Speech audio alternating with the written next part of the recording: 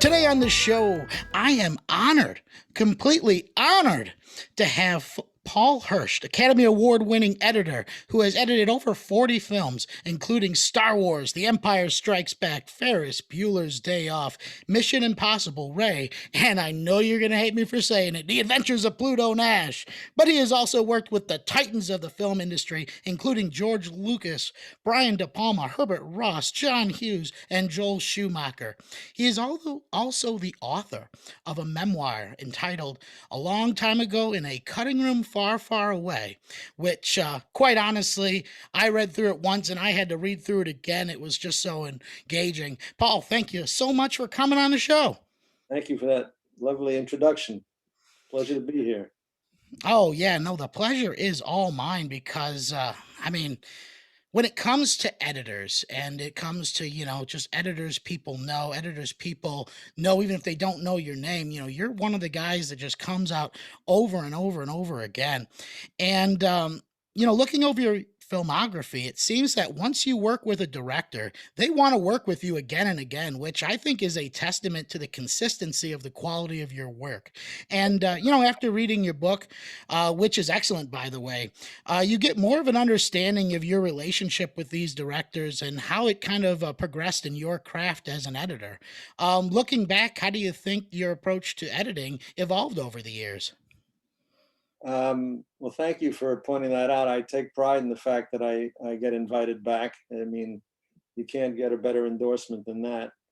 Um, it's interesting. The way I came into editing was knowing nothing, and I sort of learned on the job, um, which was very exciting for me because all the discoveries that I made about what worked and what didn't work, excuse me, it felt like I was inventing the craft of editing, even though obviously I wasn't. But it started me thinking recently: is editing an invention or is it a discovery? Because I found myself uh, creating juxtapositions that either were I found very satisfying or made my toes curl. So um, there's something about the human brain and perception and how we understand what we're seeing that editing connects with in some primal way that makes me feel that it's actually not an invention but a discovery. So in a sense, I was discovering editing by doing it, and it was very satisfying, a very satisfying way to learn the craft, as opposed to working for an old hand who would tell me how to do everything, and I would just pick up his ways of doing things. So I'm sure that along the way, I know for a fact that I was doing things in a very inefficient way, and I learned as the years went by, uh, how other people do these things, and whenever I found somebody doing something in a way better than what I had been doing, I'd adopted it, immediately. But yeah, so I mean, at first I was just concerned with making a cut match, but later on I got tuned into the finer points of the art. Yeah, I mean, I don't know. That's just something to be said about any sort of artistic endeavor. When you're actually working through the process and you have those little aha moments, it just kind of makes everything that you've been working on snap together. Whether if it's music production, painting, everyone always has that little moment that kind of makes things snap together. And I think it's those little moments that kind of make being able to learn something from someone a lot more impactful because you're learning it on your own, you're discovering it at your own speed, and in that way you kind of make it your own. Yeah, absolutely. So now in your book, and you had stated that you had never gone to film school, you had never even thought that you'd be in the film industry. um, Let me ask you, so was there any certain like film that you saw that you made you kind of think, I think I could do this. I think editing might be up my alley. Well, it wasn't the film that made me think that, but it was definitely a film that made me uh, turned toward the idea of working in film. And I remember it precisely. I describe it in the book. I gotten to the end of my 4 years at Columbia, and I was going to architecture school in the fall, but I hadn't gotten enough credits to qualify for my degree, and I needed to go to summer school after my senior year. And I got into a program in Paris, uh, very fortunately. And in Paris, we had class until noon, and then the rest of the day we were free to do whatever we wanted. And in Paris at the time, there were these art houses all over the left bank where I was staying, and they were showing American films of the 30s and 40s. And this is the kind of stuff you'd see on late night TV in America, but in Paris, they were presented as they was have a film festival of Raoul Walsh Film Festival, and I think, who's Raoul Walsh? And I started to, and then they would have a Howard Hawks Film Festival. Who's Howard Hawks? And I started discovering these Hollywood directors of the studio directors, and the French regarded them as works of art, and we had always thought of them as entertainment, just something, some place to go on a Saturday afternoon. But um, around that time, in at the Cinematheque in Paris, they arranged an Orson Welles festival, and I went to see Citizen Kane on a Monday. Now I had heard the title, but that was all I knew about the film. I didn't know anything else, and um, I went to the theater, and it was packed. It was sold out, and the film came on, and there were no subtitles in French, and it was playing in English. And I thought, these people can't all be English speakers, and I'm sure many of them came just to see how the things were staged, the photography, the lighting, the editing, the music, and so forth. And I was surrounded by these, real cinephiles, and I watched it till the end. And when the ending, when Rosebud was revealed, I was thunderstruck. And I went back the next night, and I saw the Magnificent Ambersons, and then Wednesday I saw The Lady from Shanghai, and Thursday I saw A Touch of Evil, and then Friday they were showing Othello or Macbeth, I forget which, and Wells was going to be there in person, and you couldn't get a ticket, you couldn't get near the place. So those four films sort of stuck in my mind, and I went back to New York and to Columbia and architecture school in the fall. And after a few weeks, I decided that I just didn't want to work another 4 years to get another bachelor's degree. I didn't think I could. I didn't think I could hack it, frankly, and I wanted to get into something more exciting. And around that time, I visited an editing room, and I saw the editing tools of the day, which were, the Moviola and the Splicer and the Rewinds and so forth. And it was the tools that made me want to go toward editing. I thought, this is fantastic. Now, the Moviola was this device for editing film where you could go forward and you could stop and you go backwards. This was magic to me, because in 1966, the only way you could see a moving image was to go to the movies or to turn on a TV. There was no video tape recorder yet, and there was no such thing as pause or rewind or fast forward. Any of those things was not part of people's consciousness, at least not in the general public. And although they did have them with tape recorders for sound, you could do that in sound, but there was no concept yet of doing that with picture. So when I saw the Moviola, I thought, boy, this is, I'd like to learn how to operate this. So that's how I sort of gravitated into editing. It didn't occur to me.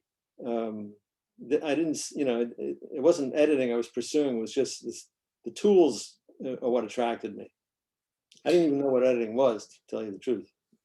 Yeah, I mean, there's something about those old editors too, because, I never went through film school completely, but, I took some classes just to kind of gain a greater appreciation of it. And, when we were editing our films, before we could get anywhere close to a computer editing program, they made us do it by hand with 16 millimeter.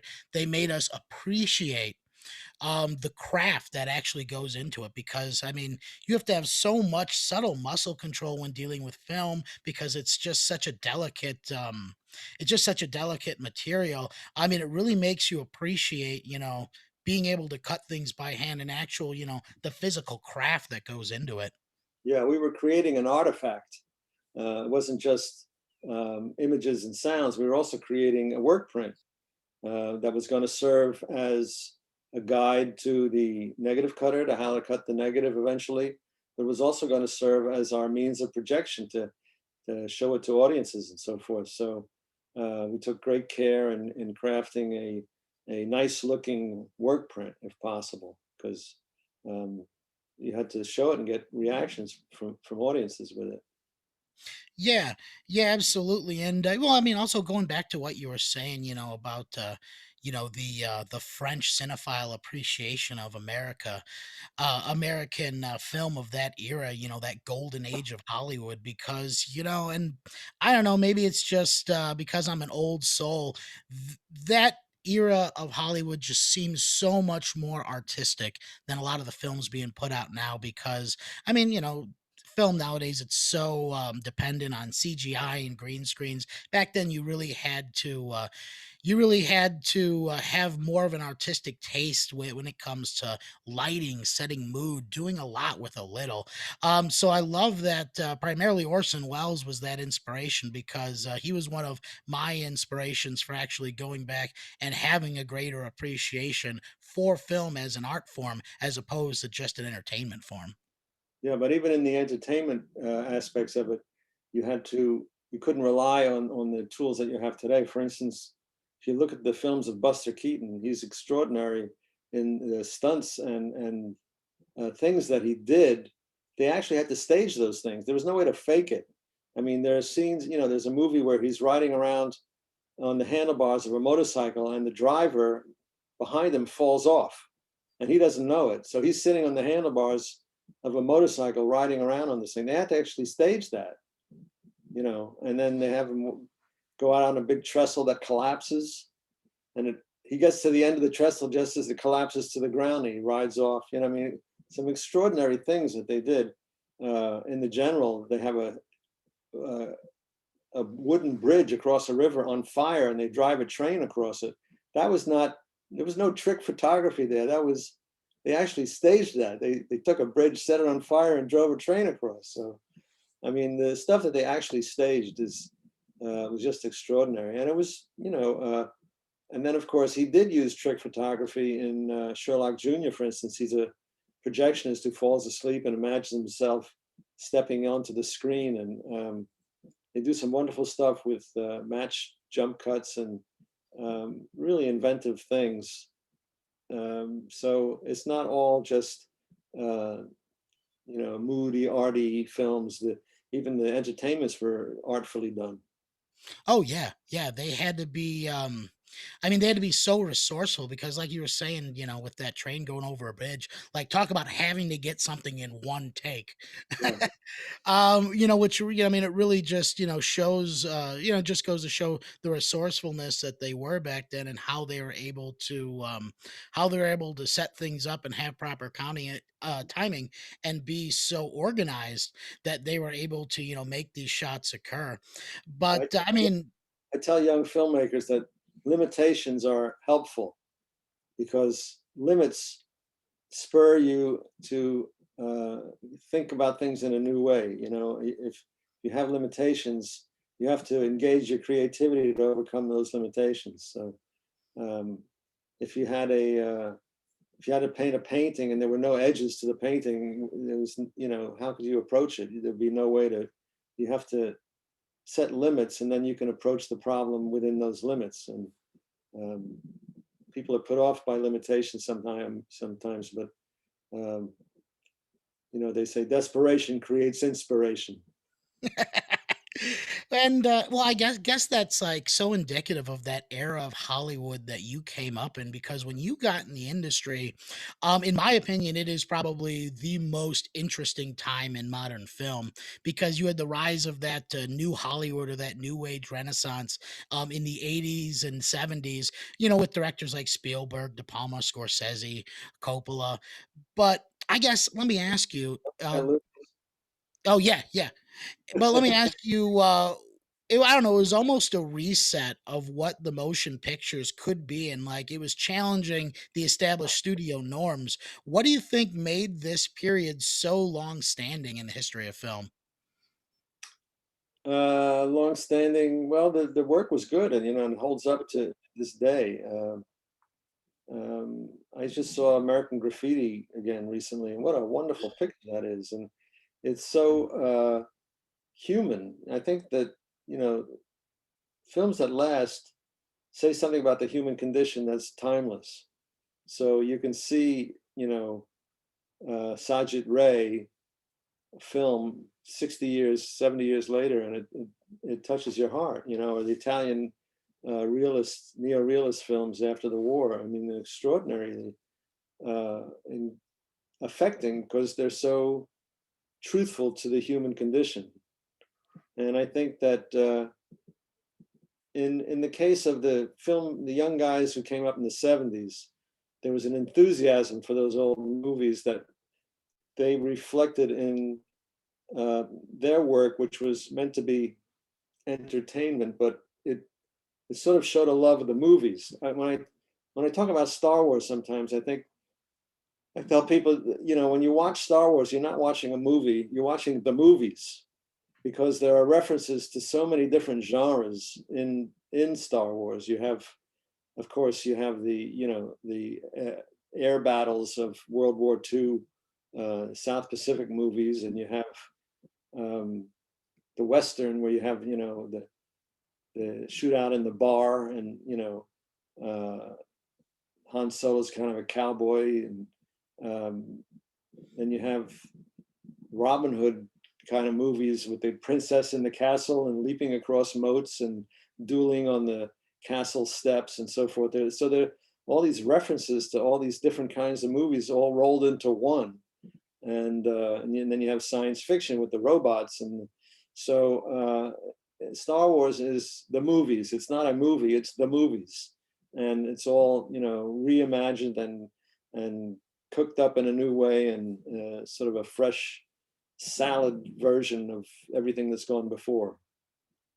Yeah, and reading through your book, that's one thing that like I had never put together before was that the Trent scene and a lot of the space battles in Star Wars were actually just rips from old World War II dogfights, and you actually cut that fight scene together with old movie clips and real clips, and like it just I had one of those aha moments where it just clicked. I'm like, wow, like it's incorporated. Like I always knew that there was the Western incorporation and the sci-fi, but when you actually break down like sequences of scenes and the action and the motion of them, and it really just goes to show that what Lucas was incorporating, the things that he loved from film into that. You were incorporating the things that you loved growing up watching in the movies or watching on TV when it was available, and it makes you appreciate the medium so much more when you kind of get that backstory.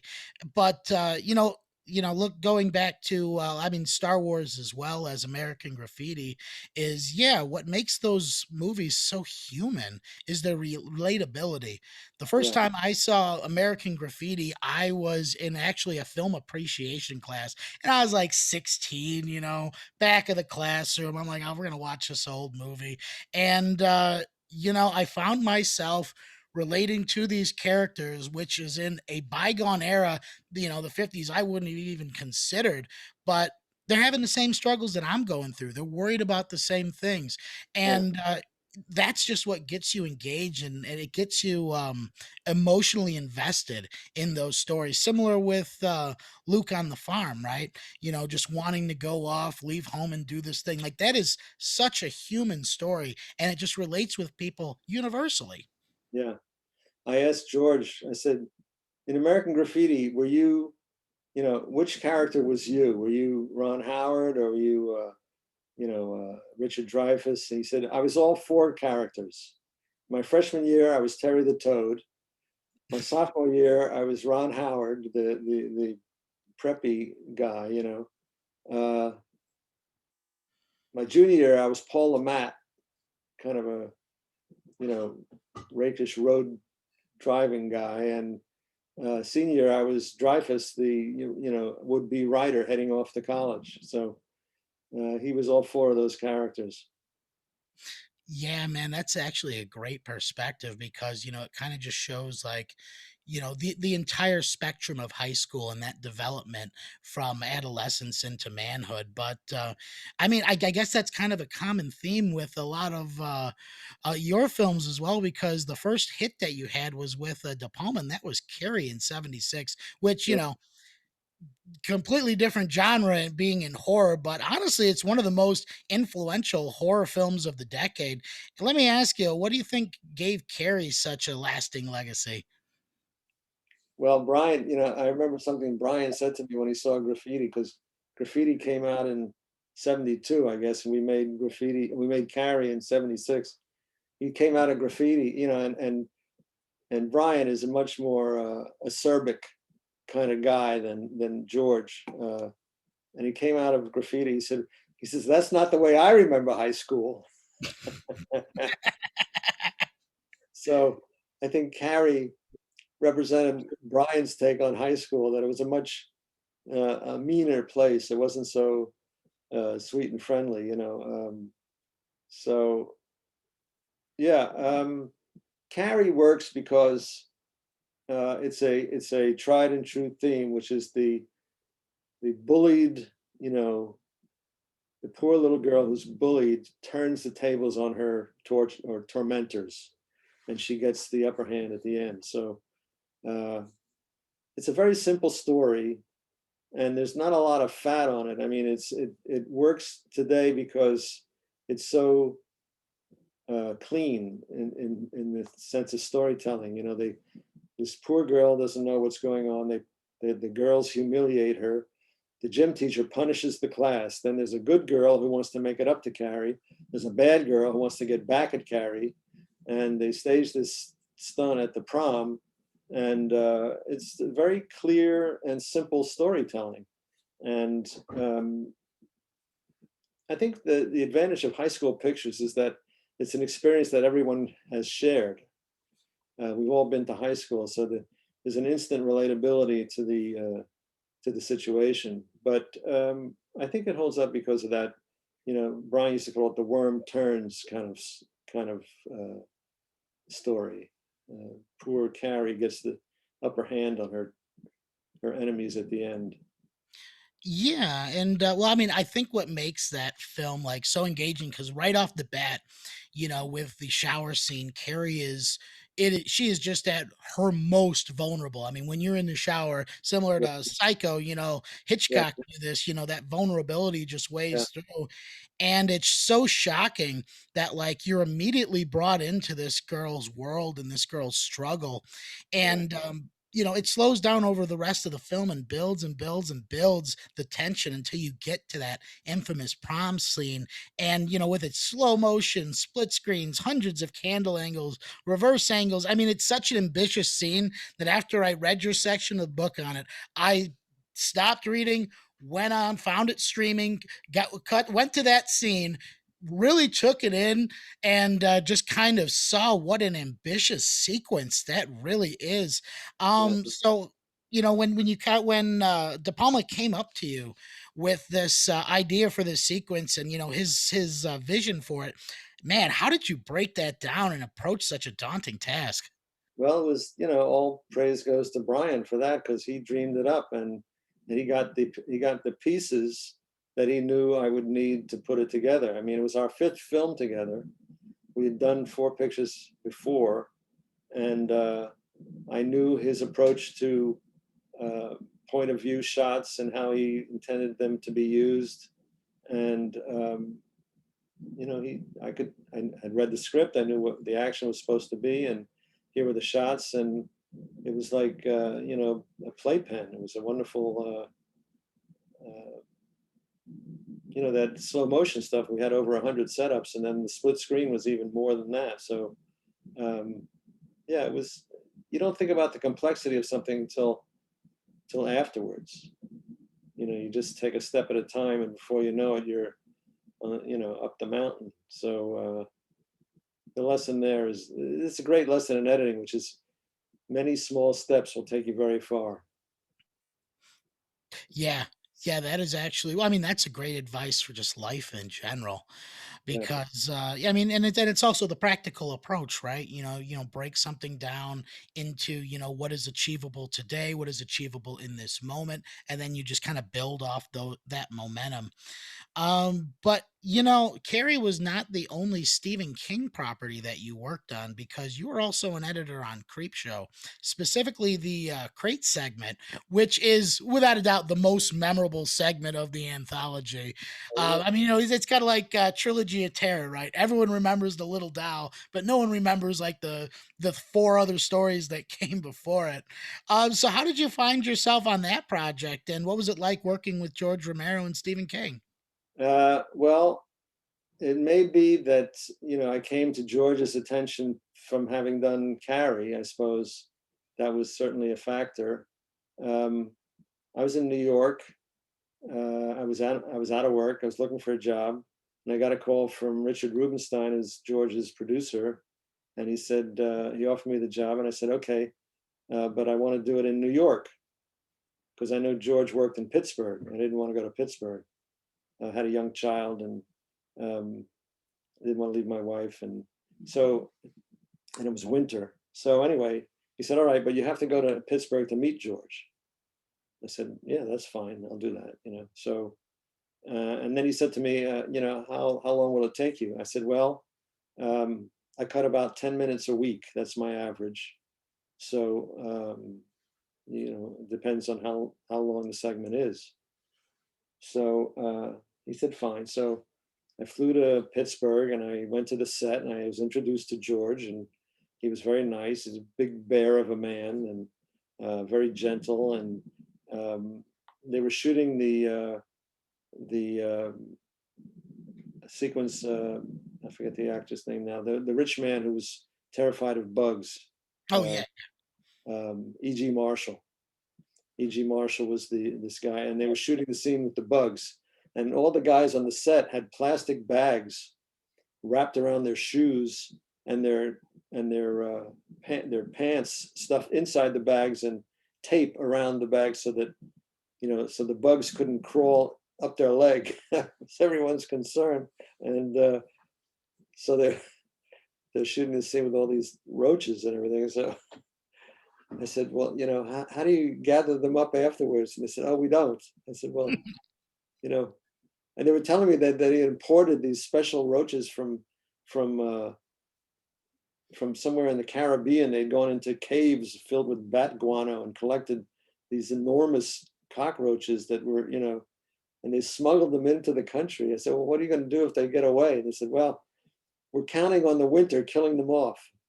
But if there are any giant roaches, if there are any giant roaches in the area around Pittsburgh, it could be that they're the descendants of the actors in Creepshow." But anyway, so I went back to New York, and after a couple of weeks, Rubenstein shows up in my editing room. He says, "Show me what you've done so far." So I showed him two reels, and he said, "Fine," and he went off. And um, he said, "You said you would do 10 minutes a week, and you have, So that's all I'm just checking on. And then when I finished the cut, Stephen came to the editing room, and I had a very I had a young assistant working for me. She told me years later that he'd gone off to the men's room and he came back and he said to her, he says, "I've written all your names on the walls of the bathroom." We had a nice conversation. We talked about The Shining. I'd done Empire Strikes Back on the same lot where The Shining was filmed in 1979, and we talked about the changes that Kubrick made in the film, and uh, especially the ending. And Stephen wasn't happy at the time, although I understand since then he's revised his thinking because the film has turned out to be such a lasting, icon. But anyway, we had a nice talk, and then he wrote a book years later called On Writing, and he quoted me in the book, which I found very flattering. Now, let me ask you. Now, there's a rumor that on the set of Creep Show, Stephen King actually carried a toy figure of Greedo in his pocket for good luck. Is that true? I have no idea. So I guess let me ask you then. So you were working on Carrie when you had first gotten the offer to to kind of pique your interest on Star Wars. When did you first meet George? I met George after a screening of Phantom of the Paradise. There was a screening and an after party, and at the party, I was introduced to Marcia Lucas, and who's a great editor in her own right.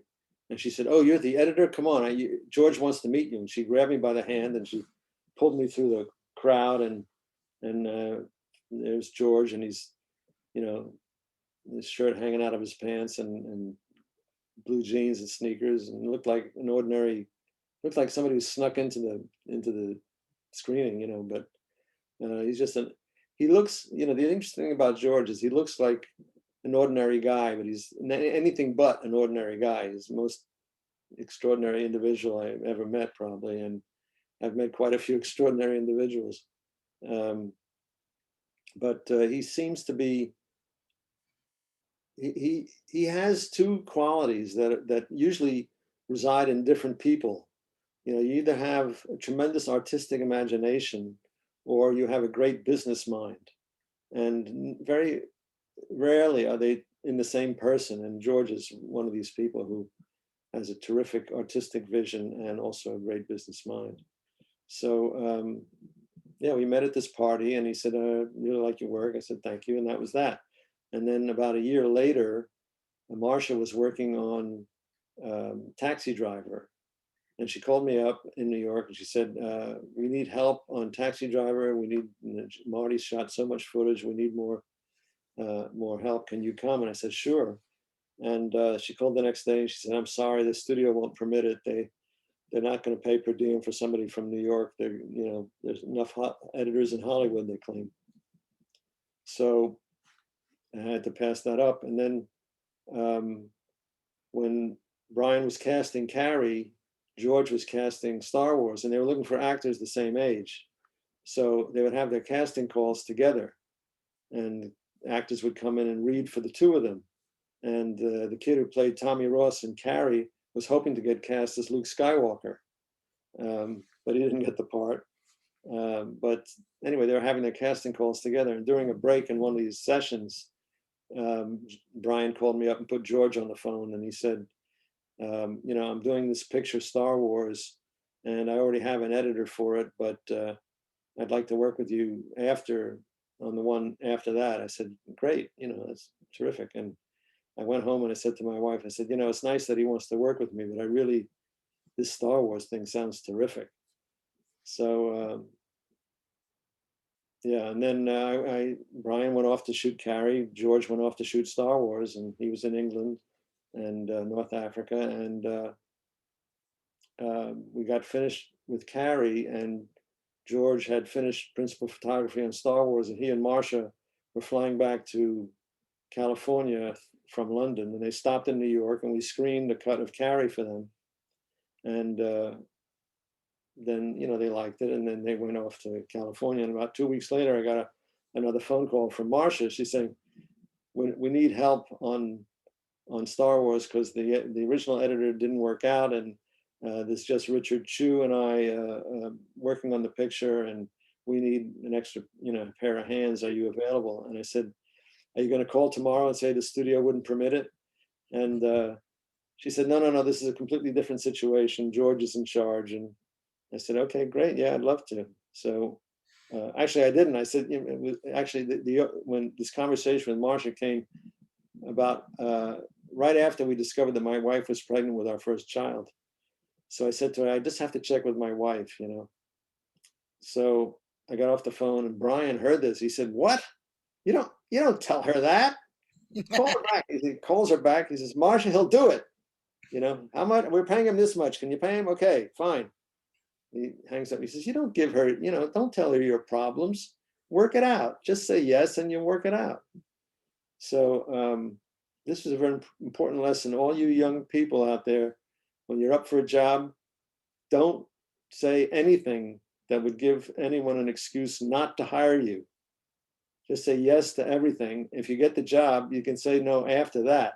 but don't bring up problems before you get the job.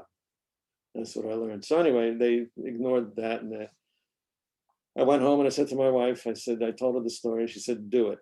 So off I went, and our first Yeah. child was born in California as a result. Even though our home and my base was in New York, uh, my daughter was born in Marin General Hospital.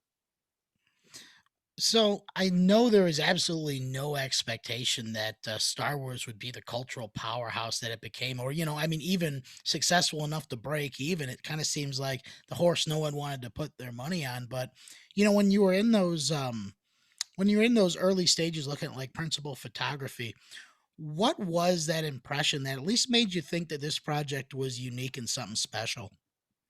Well, George revived. I guess it was due to his going to film school and learning all sorts of techniques that I knew nothing about, but photographing models against a blue screen, and shooting actors against blue screens, and combining.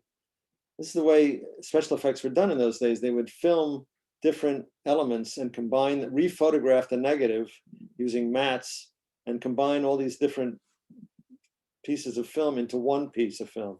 So you have the background and the foreground, and that existed in different places in real life, but through trick photography, you would blend them together. They hadn't invented CGI yet. So he was reviving these techniques that they had used, somewhat, but he refined them to a great. And of course, Kubrick had done the same thing in 2001. So George was sort of standing on his shoulders as well. All this stuff that they were doing, and then the lightsaber effects were extraordinary because in the original photography the saber seemed to glow, and I couldn't figure out how they had done that. And it was a very ingenious method of front projecting the light onto a mirror that the camera was shooting through, so that the light source that was cast onto the lightsabers was from the same point as the camera lens. So any shadows that it cast were invisible because they matched exactly the object that was casting the shadow behind them. So you wouldn't see any of the shadows. Anyway, they did some really, clever, sophisticated in-camera trickery, and yeah, and then he actually photographed the space aliens, which up to that point in Hollywood movies, they might have had some guy in a rubber suit, like the creature from the Black Lagoon or something. You'd have one weird creature per movie. You didn't have 50. You didn't have 50 robots, and I mean, the extravagance of the imagination that was on display was. Yeah, I didn't make any predictions about how it would do, but I knew that I liked the movie a lot. As I was working on it, I thought this is really cool. And then Ben Burt was coming up with these extraordinary sounds, and yeah, I had we all had the feel. I don't know. We didn't have time to stop and think about what we were doing because we were working so hard and fast. So, but I think the general sense was that we were working on something pretty cool. Yeah, I mean, just like those early days of Industrial Light and Magic, and you actually got a chance to go to the shop and see these models, see these blue screens. I mean, it was just a testament to just the amount of creativity that they had, in that effects studio, and I mean, also gives credit to George too by knowing the right kinds of people to hire. But in the book that you Not only that, but extraordinarily courageous to choose this and stick to his guns all the way through for this multi-year process to see his vision accomplished, even though hardly anyone sort of understood. I mean, I got the script and it said the Wookiee and the X-wings and the Y-wings and the droids, and I didn't know what I was supposed to imagine, but I don't think anyone really knew except George. He understood the world he was creating, and the stick to itiveness and the devotion to that vision and the courage to see it all the way through are really extraordinary.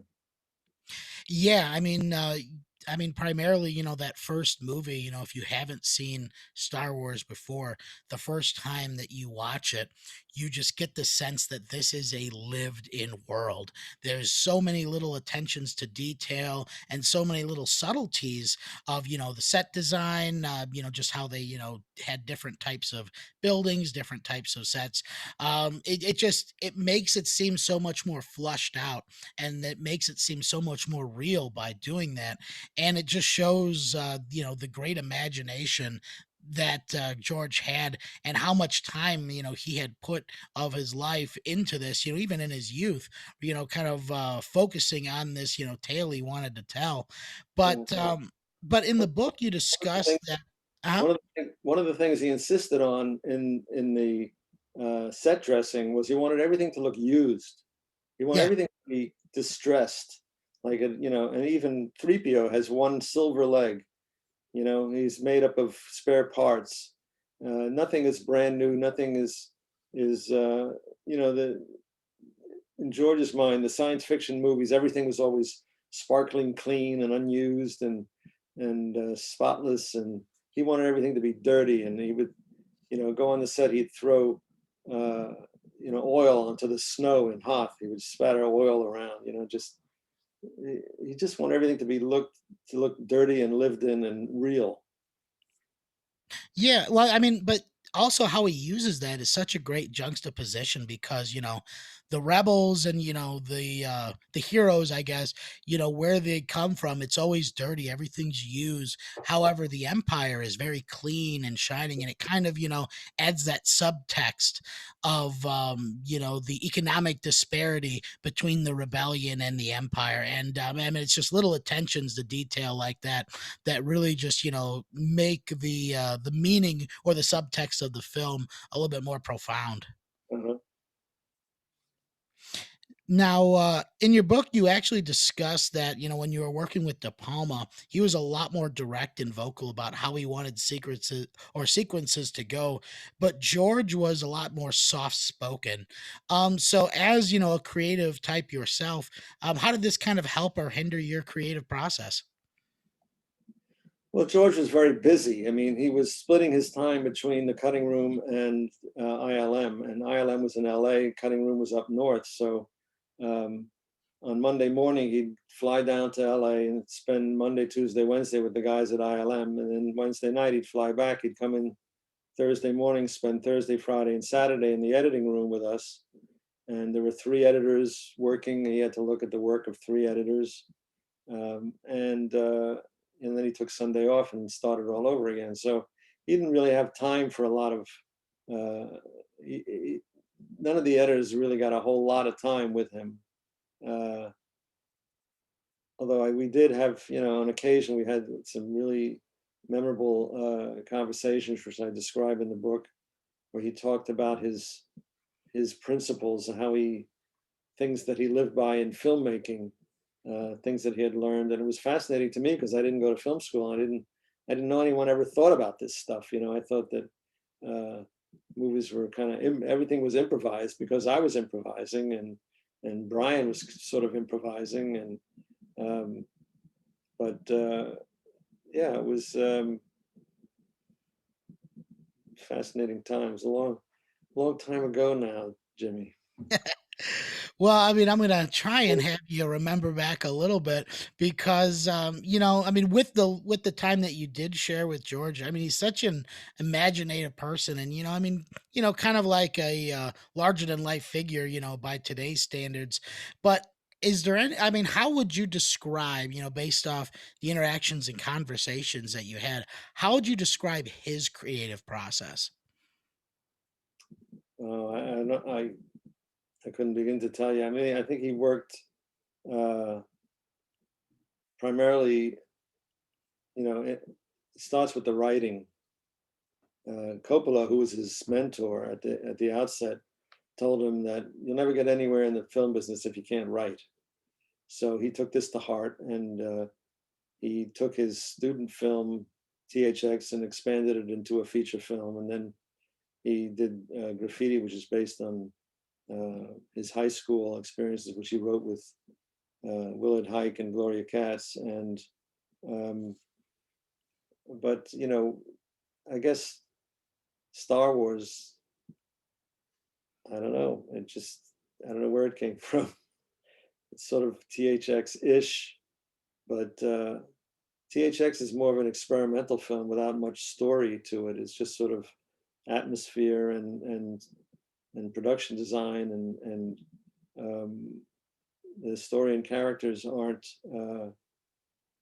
salient as and prominent as they are in Star Wars. We have real archetypal characters, Obi-Wan and the princess and Han, and I can't really describe his creative process to you because so much of it is done outside my presence. Yeah.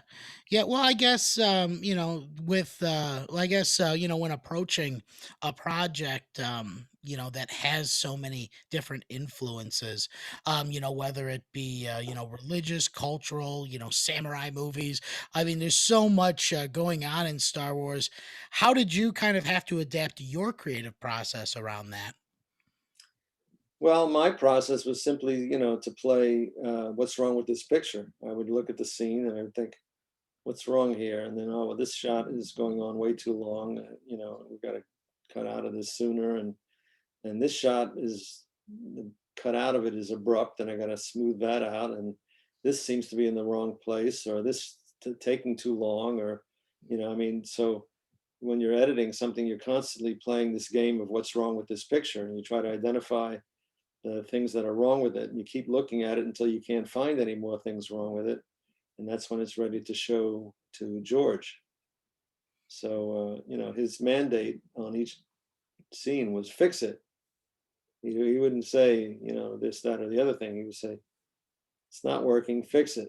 And me, my job to diagnose the problems and fix them. Yeah. Yeah, I mean, well, I mean, also, with just like, I don't know, there's so many sequences. I mean, going back to Carrie and, those ambitious scenes, there's a lot of ambitious scenes in Star Wars. And primarily, we'll just focus on probably the most ambitious, which is that final battle scene. And by now it's one of the most iconic end battles in film history. I mean, the Yeah, build up to Luke's trench run yeah. uses action in a way that builds tension, gets the audience engaged. I mean, I've seen Star Wars over 100 times. I watch it at least once a year, but when I watch it, it still draws me in and gets me emotionally invested. So the battle leading up to that trench run, how Yeah. did you approach editing this scene, and what did you want to bring to make it as memorable, or what did you bring to make it as memorable as it is? Well, it's very, very easy for me because I didn't cut it. It was Marsha who cut it. Really, really? So I thought you had some additional Well, cuts thrown into it. what happened was when I got to San Anselmo, Marsha was building the end battle. She was still piecing it together, and Richard was recutting the reels. So I joined Richard in recutting the reels. Okay. We were playing "What's Wrong with This Picture" with the rest of the movie, and uh, if he was working on reel two, I'd go to reel three, and then he'd finish two and go on to four, and so we were sort of leapfrogging our way through the reels while she was still putting together the end battle, and she was working with shots of the pilots sitting on um, cockpit sets made out of wood, you know, and with blue screens behind them. And um, then they had Princess Leia and all her, all the rebels back in the command center, wherever that was. And so those were the elements. And then she had these, the exteriors were represented by World War II fighter plane footage. So she was wrestling this into some kind of shape for weeks and weeks and weeks. And then finally, it got to a point where ILM had to have the sequence. And George pulled me off what I was doing. And he said, we're going to break this end battle into two parts. Uh, Marsha's going to work on the part up to Luke's trench run, and you're going to take it from that point on. So we did that. She worked on the first, it was more than half, and I worked on the final bit, and then we combined them, and the three of us, George, Marsha, and I, worked together on locking the final version of the whole thing. Now, let me ask you. Yeah. I personally, I think like, I mean, leading up to that trench run, one of the best scenes. I mean, it's a scene that just actually, and I remember it vividly as a child. It actually got me. Mind you, I'm like 3 or 4 at this point, so pretty much any sort of like loud noise and motion is gonna get me excited. But that one little quick cut that you added in there with Han Solo just racing towards it with that little Yahoo moment, like, I think that is the little cherry on top that makes that whole sequence run because it's building up to that one point and you see the redemption of, I mean, pretty much everybody's favorite character. Yeah. Well, it's funny you should mention that shot because we didn't have that shot till very late in the day. And Marcia had, in December of that year, had gone off to work with Scorsese on New York, New York. And uh, we had that sequence, that shot you're talking about is in the part of the end battle that I cut, which is the last, Luke's trench run. And for the longest time, we had a piece of blank leader representing that shot. It was to length, but there was no image. It was just a sort of a scribble on it that sort of danced, and we knew that dancing scribble stood in for the shot of the Millennium Falcon coming toward camera with the sun behind. And Marsha kept saying, if that shot doesn't work, then the whole movie is not going to work. And I kept saying, don't worry, it's going to work. I'm sure it's going to work. And she went off to work with Scorsese, and we had a preview. She came back, and at that moment in the screening, when we cut to that shot, the audience stood up and cheered, literally stood up and cheered. And I glanced over at her, and she saw me, and she said, "I guess it works." So it's funny that you should pick that moment, but yeah, it was yeah, it was exciting then and exciting now. Now, reading through your book, I mean, moving on to Empire, it seems like your experiences were almost seem to be like night and day for you, because instead of sunny California, you were in old foggy London town. Yeah. Now, there had to have been some adjustment into being on the other side of the pond. What sort of adjustments did you have to make in how you perceive editing working with a European staff? Well, I had a very lovely assistant, a guy named Phil Sanderson, who was unfortunately passed away now. But he, the cutting rooms were sort of Dickensian. There was no central heat, so he'd come in the morning and turn on a space heater, which they call an electric fire. Um, he would get there an hour before me and turn on the electric fire, so my room wouldn't be, ice cold when I walked in. And the English and the Americans are said to be two people separated by a common language, and there are so many terms that are different in the UK from what we're accustomed to. So it's the usual Brit Yank kind of figuring out what the other is talking about kind of thing. Um, and the film equipment is also different. The way they work is different. So I had to sort of get them to work my way. Uh, but that wasn't a problem. But I enjoyed working with the British crews, although I could never understand. They would have these enormous breakfasts late in the morning, like 10 o'clock. They would have this enormous breakfast, sort of ham sandwiches or something, and then at lunchtime they would go to the pub and they'd drink pints of beer, and they'd come back in the afternoon and they'd be completely smashed. And I don't, I don't know how they could manage it, but this is, and then so anyway, it was an interesting time. Yeah, I mean, I guess if you're gonna have an afternoon pint, you might as well. But And that's the imperial pint. The imperial gallon is bigger than the regular American gallon. oh wow. When you talk about a pint, it looks to me like a quart. Their pints, their pints are enormous. Now, a major difference that you had working with Empire was that you actually had the ability and the opportunity to visit the set during shooting, as Yeah. well as visit the creature shop. Let me ask you, the first movie you didn't get, a chance to do any, on set stuff at all. But do you think this differs how you approach editing certain scenes when you're actually seeing them shot in person? No, no, that's nothing to do with it. I mean, it's entertaining being on the set and seeing, watching the shooting and so forth. But my approach to the cutting, it has nothing to do with what I'm experiencing on the set. Okay, so I guess I mean, well, I mean, I guess you get a chance, particularly on the set, and they're still shooting, and you don't have, anything to edit, and you're just kind of waiting on them. It gives you the chance to get into a lot more shenanigans.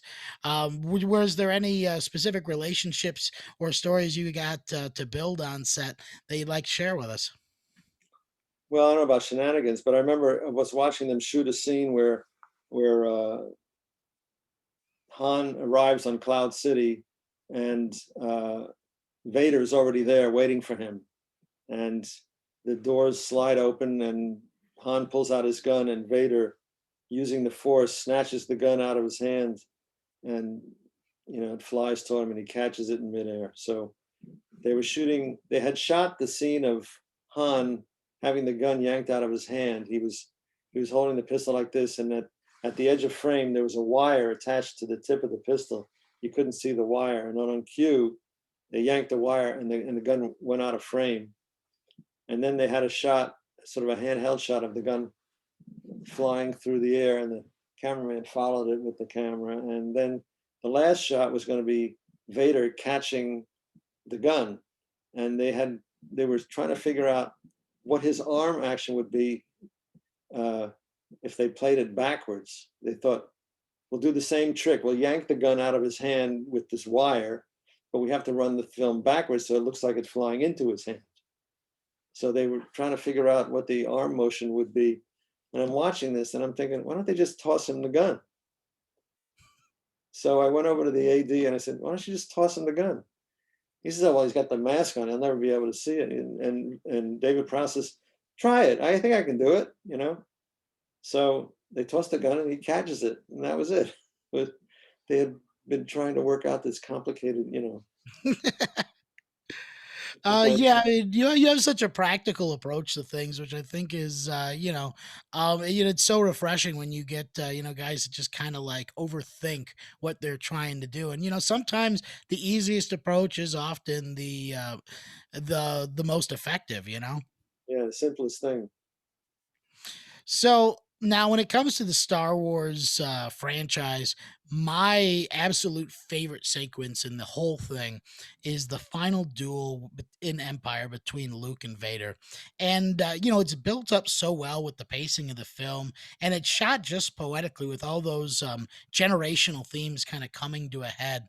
So, let me ask you, how did you want to approach this sequence? And, how did you kind of continue to build tension but still have such a consistent flow of action?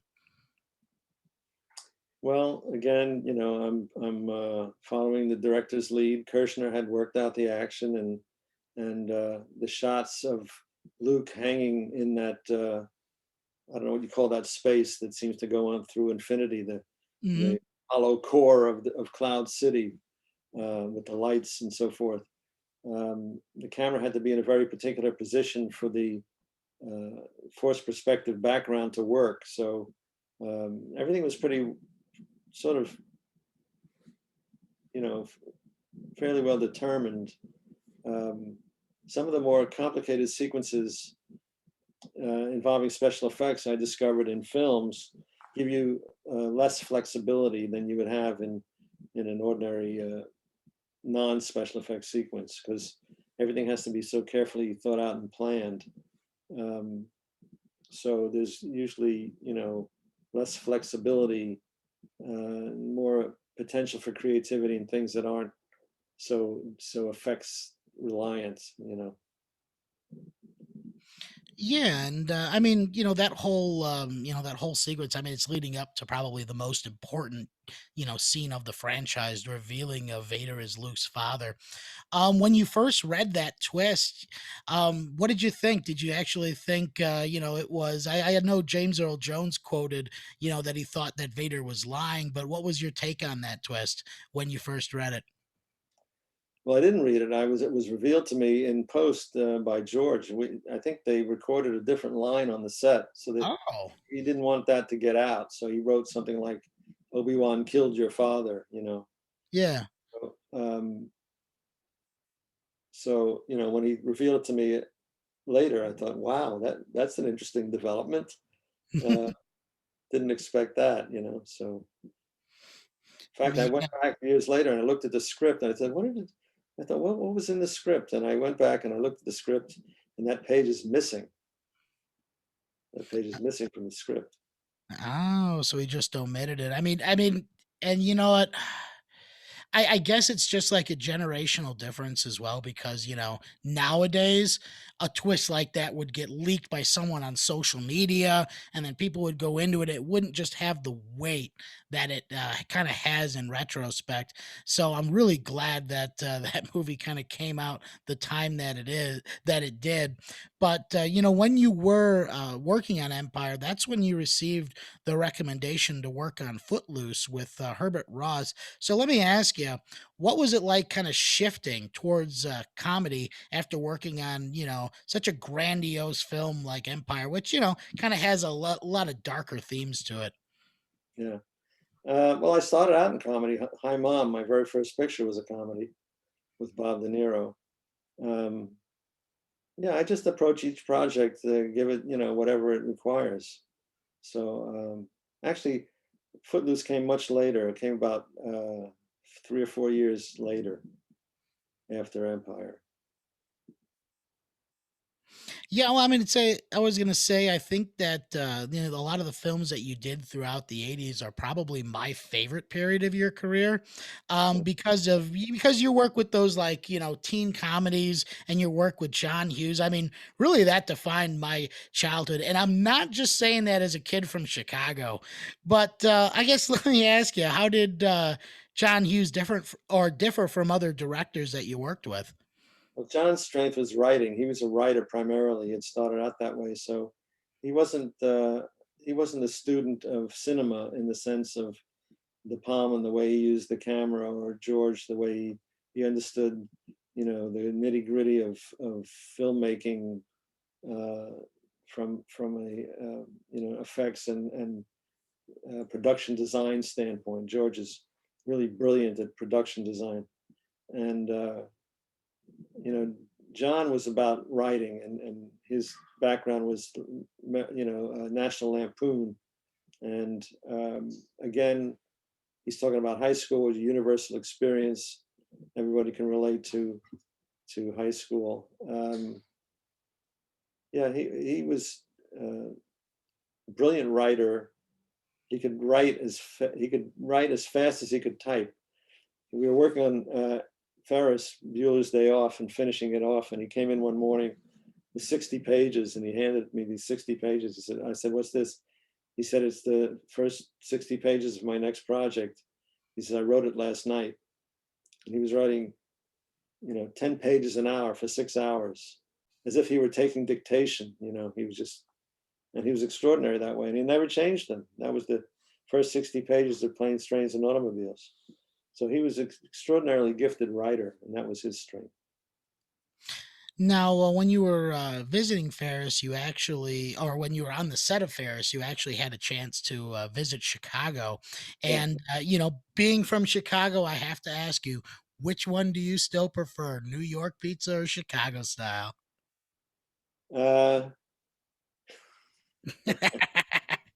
well, I'm a New Yorker, Jimmy, so I have to say, um, I don't know that I was eating pizza. I remember going to steakhouse. Was it called Paul's? Is that no?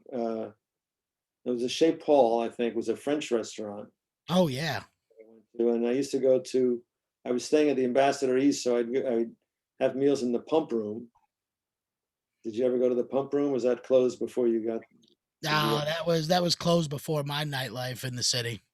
Oh, yeah, the pump room, and there was a Chez Paul, I think, was a French place near Michigan Avenue, and I went to the Billy Goat Cafe, or what is it called, Billy Goat?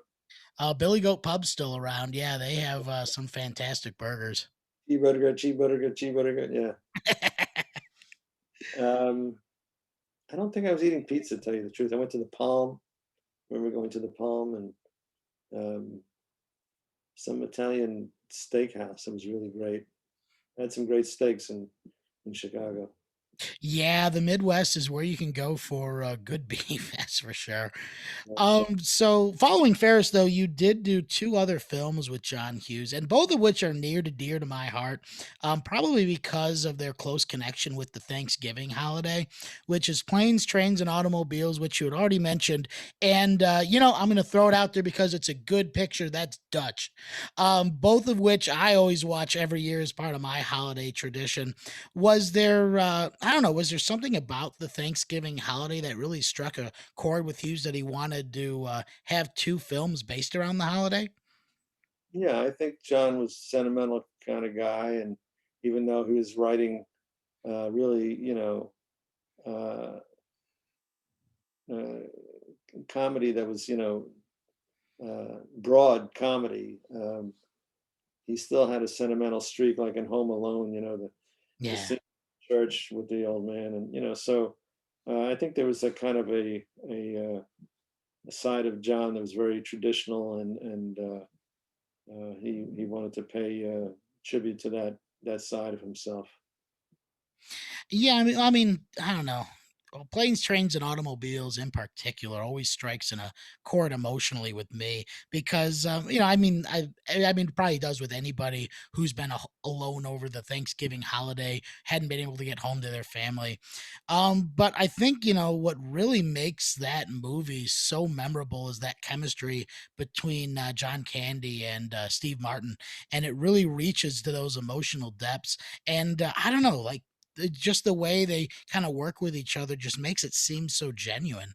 Well, I just wanted to ask you, and I know we weren't going to have time to go into your later films such as Steel Magnolias and Ray, but I did want to get your thoughts on how the industry is changing. Because you used to be a Hollywood bigwig yourself in the studio system. So, what are your thoughts on modern day film storytelling, and how does Hollywood compare these days to like the foreign and indie films? Well, with the advent of the new technology of streaming, people are watching movies more and more at home than they used to be, and the result is that the stories don't have to be limited to uh, how long you can sit in one place without having to go to the bathroom. So in the movies, you have a 2 hour.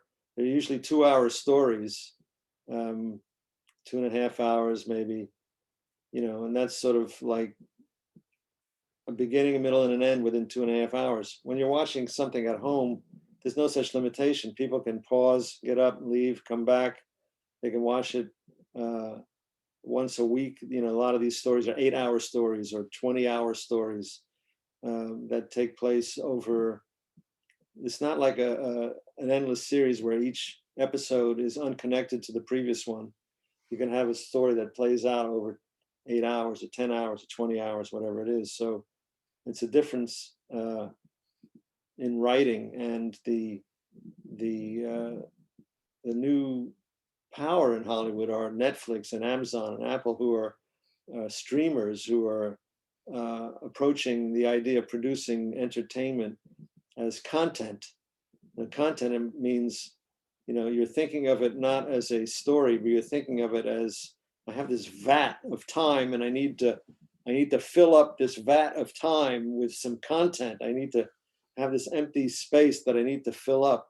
So it's a different mindset for for stories. And I think the creative minds in the industry are now thinking of, the pitching.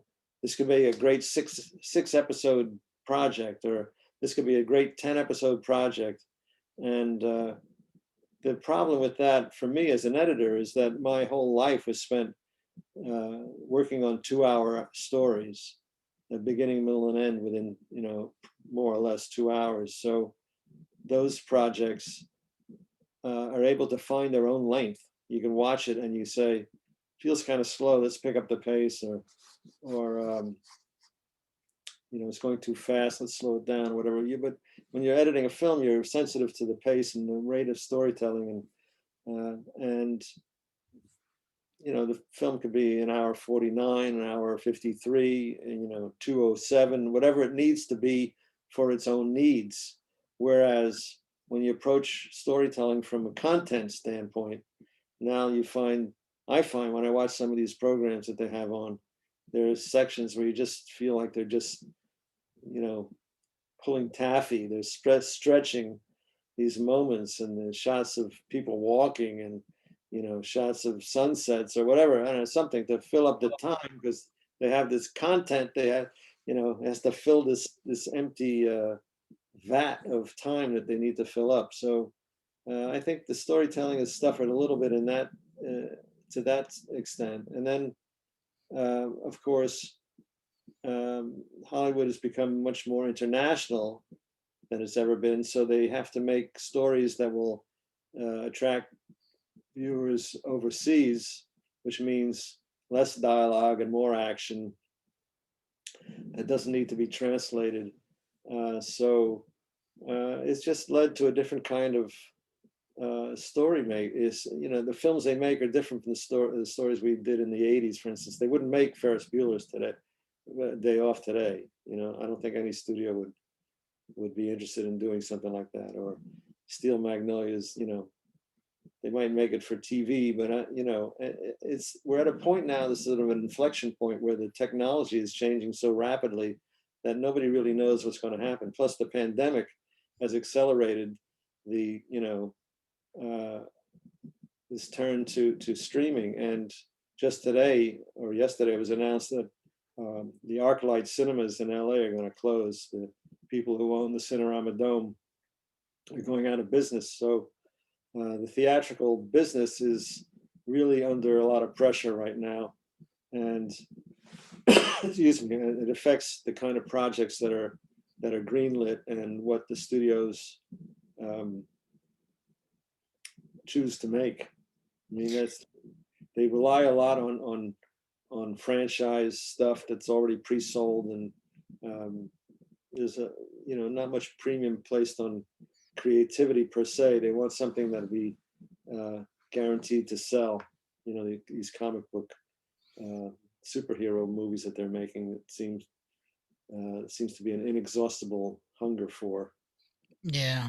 Well, I mean, and also, I mean, not only, is there a danger to that traditional theater distribution system, but I mean, what are your thoughts on how that streaming technology is going to lead to less of an influence of physical media and the potential for censorship by these different companies in the future?